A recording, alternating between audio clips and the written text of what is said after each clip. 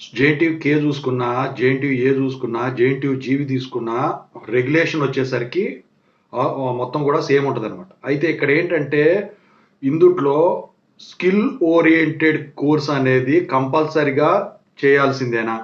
అసలు ఏ సెమిస్టర్ నుంచి ఏ సెమిస్టర్ వరకు ఈ స్కిల్ ఓరియంటెడ్ కోర్సెస్ ఉంటాయి, ఎన్ని ఉంటాయి, అందుట్లో రకాలేంటి, అసలు ఏం చేయాలి, మ్యాండేటరీగా కంపల్సరిగా చేయాల్సిందేనా, చేయకపోతే ఏమవుతుంది?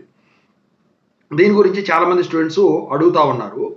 సో గుర్తుపెట్టుకోండి, ఇది కంపల్సరిగా తెలుసుకోవాల్సింది. అయితే ముందుగా డిస్క్రిప్షన్లో ఉన్న తెలుగు ఇంజనీరింగ్ ఎడ్యుకేషన్ ఛానల్ టెలిగ్రామ్ది ఖచ్చితంగా అయితే జాయిన్ అవ్వండి ప్రతి ఒక్కళ్ళు అప్డేట్స్ కోసం. అందులో అన్ని పీడిఎఫ్స్ ఇలాంటివి వస్తాయి. వాట్సాప్ ఛానల్ కూడా జాయిన్ అవ్వండి. ఇంకేమైనా డౌట్స్ ఉంటే కాల్ మీ 4 ద్వారా కాల్ చేయొచ్చు. ఇక ఈ ఛానల్ ఇంతవరకు సబ్స్క్రైబ్ చేసుకుని వీడియో లైక్ చేసి షేర్ చేయండి. Software course work support channel ఉంది, అది కూడా సబ్స్క్రైబ్ చేసుకోండి. ఇక టాపిక్లో వెళ్తే skill oriented courses. So skill oriented courses వచ్చేసరికి మీకు 2-1 నుంచి 4-1 వరకు ఉంటుందన్నమాట. అయితే ఎన్ని కోర్సులు ఉంటాయి? మొత్తం వచ్చేసరికి 5 స్కిల్ ఓరియంటెడ్ కోర్సెస్ ఉంటాయి. ఈ 3 యూనివర్సిటీలు ఏదైనా కాదు, దేనికైనా. అయితే 5లో 2 వచ్చేసరికి ఏంటంటే మీరు ఏదైతే బ్రాంచ్లో ఉన్నారో ఆ బ్రాంచ్కి సంబంధించిన సేమ్ డొమైన్లో చేయాల్సి ఉంటుంది 2. ఓకేనా? ఇంకా మీ 3 మిగులుతాయి కదా, ఆ 3లో ఒకటి వచ్చేసరికి సాఫ్ట్ స్కిల్స్కి సంబంధించింది. సో ఇక మిగతా 2 వచ్చేసరికి ఏంటంటే ఇంటర్ డిసిప్లినరీ కానీ, సేమ్ డొమైన్లో కానీ, లేకపోతే జాబ్ ఓరియంటెడ్ స్కిల్స్కి సంబంధించింది కానీ చేయాల్సి ఉంటుంది. టోటల్ ఈ 5 చేయాల్సింది. అయితే 2-1 నుంచి 4-1 వరకు ఎప్పుడు రిజిస్టర్ అయినా సెమ్ స్టార్ట్ అవ్వక ముందే మీరు రిజిస్టర్ అవ్వాల్సి ఉంటుంది. సో ఏం చేయాలి? సో దీనికి వచ్చేసరికి మీ కాలేజీ హెచ్ఓడి పర్మిషన్ తీసుకోవాలి.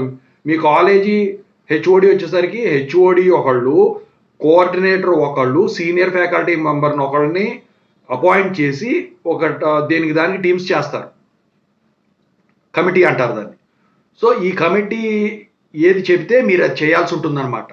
అయితే ఇక్కడ వచ్చేసరికి ఏంటంటే మరి ఈ స్కిల్ ఓరియంటెడ్ కోర్సెస్ చేసేటప్పుడు ఫర్ ఎగ్జాంపుల్ ఈ జాబ్ ఓరియంటెడ్ కానీ, లేకపోతే మీడియేటర్ల ద్వారా, అంటే ఏజెంట్స్, ఎక్స్టర్నల్ ఏజెంట్స్ అంటారు వాళ్ళని, ఇన్స్టిట్యూట్ నడిపేవాళ్ళు, వాళ్ళ ద్వారా కానీ బయటికి వెళ్ళి చేసుకునేటట్టయితే కాలేజీలో కాకుండా మరి అటెండెన్స్ ఎలా?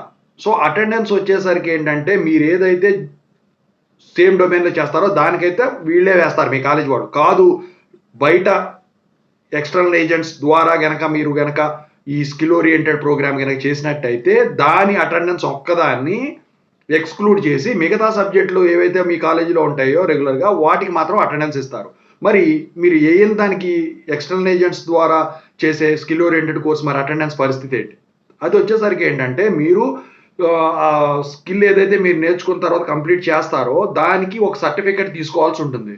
ఆ సర్టిఫికెట్ని ఈక్వలెంట్ క్రెడిట్స్ కింద కన్వర్ట్ చేసి వీళ్ళు అప్పుడు మీకు అటెండెన్స్ ఇవ్వడం అయితే జరుగుతుంది. అయితే దానికోసం మీరు ఆ సర్టిఫికెట్ అనేది కంపల్సరీగా మీ హెచ్ఓడికి సబ్మిట్ చేస్తేనే దానికి అటెండెన్స్ ఇవ్వడం అయితే జరుగుతుంది. మరి స్కిల్ ఓరియంటెడ్ కోర్సుల్లో ఏమేమి ఉంటాయి?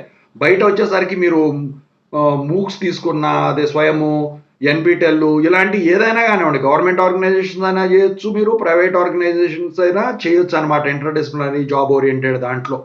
ఓకేనా? సో 2-1 నుంచి 4-1 వరకు ఇది మ్యాండేటరీ అండి. మొత్తం వచ్చేసరికి 5 సెమిస్టర్లు ఉంటుంది కదా. సో కంపల్సరిగా సర్టిఫికేట్ సబ్మిట్ చేస్తేనే మీకు పీసీసీఎంఎం అనేది వస్తుంది. మరి ఫెయిల్ అయితే పరిస్థితి ఏంటి అంటే, నేను ఇంతకుముందు ఎన్పిటెల్తో ఒకటి వీడియో చేశాను, చూసుకోండి. ఓకేనా? Thank you so much.